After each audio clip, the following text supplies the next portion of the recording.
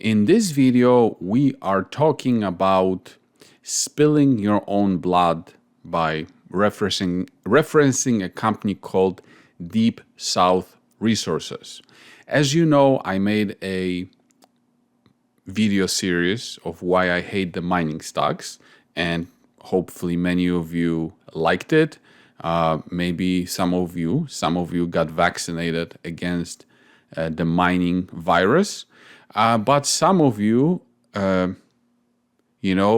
still chose to be invested in this sector. And I actually encourage it. I think every investor out there should go through the mining war camp, because after you go through losing a lot of money in the mining stocks, you are definitely trained for anything. And right now, we're involved in some companies that, people might be complaining about, that they are not delivering to their deadlines, or things are not happening fast enough. And you see, when you train yourself as an investor in the mining bootcamp, nothing can break you anymore. You've seen every possible disappointment that you could have gone through, and regular companies cannot possibly piss you off or disappoint you, because you have such tiny expectations of the management teams that as long as they don't completely blow up, they can't break you mentally. So I strongly suggest that you put all of your money in mining stocks, lose a lot of it, and this will teach you good lessons. So this brings me back to Deep South Resources, which was brought to me by more than one person, actually. I got a lot of emails from different people to what I think about the company, that it's the next Oracle, because on surface it looks great. It's a copper project in one of the countries in Africa. The net present value for the project was like, I'm talking from memory, like $1 billion. And then the market cap at the time that I was introduced to it was, I think, about $10 million Canadian. So some people decided to do good research in it and ask me, what I thought about it and whether I was interested in it. And because of my experience with mining stocks, I don't care how beautiful anything looked. I was simply not interested. And also the project required bioleaching, and in the mining space, if you have to use bioleaching, in translation, it means your project is not good enough for traditional recovery methods, and you have to use something else to make it attractive. So this alone, it didn't interest me at all. But this didn't stop other people from being interested, and I kind of stopped following it.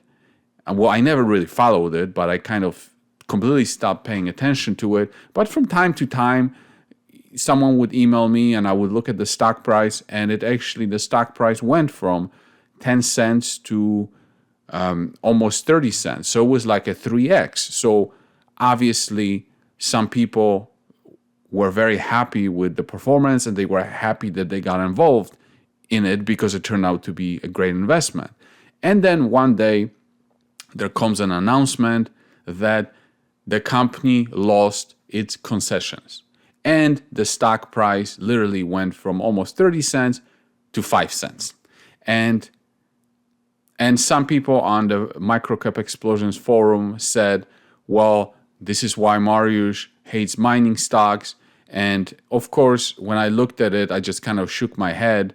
And I didn't really wish for people who were in it to lose money. But, at the same time, I said, welcome to the mining space where anything is possible. And you see, they lost the mining concessions because the government wasn't happy with the progress that they were making towards taking the the project to either feasibility study or whatever to the next level. And if you think about it from the point of view of the project or from the point of view of raising money, you see, in order to take the project to the next level, you have to have money. And in order to have money, you have to convince investors to give you money, and you have to have a project that has a good story. And if you have a project that needs bioleaching, that's not a great story to begin with. So this alone would have made it harder to raise money to take it to the next level. So it's kind of like a catch-22. And then the government was not happy with the progress, and boom, took the license or convention away from the company, and now the company has a big problem. The stock went from 30 cents to 5 cents. Now the market cap is about $8 million. You look at the company's website, the website is on maintenance, and I'm sure if you call the CEO, he will tell you that, oh, we're going to get it back, and they might get it back. But if you called the CEO 2 months ago, I guarantee you, he didn't tell you that there was a problem with concessions, right? They never tell you the bad stuff. They always tell you the good stuff and then the positive stuff. Again, welcome to the mining stocks. But, if you guys still don't think that mining is a shitty space to be, I encourage you to go through the boot camp, because many of you might be, very weak mentally. And if you go through such a boot camp, it's like going through a Vietnam War and comparing it to having an argument with your partner, right?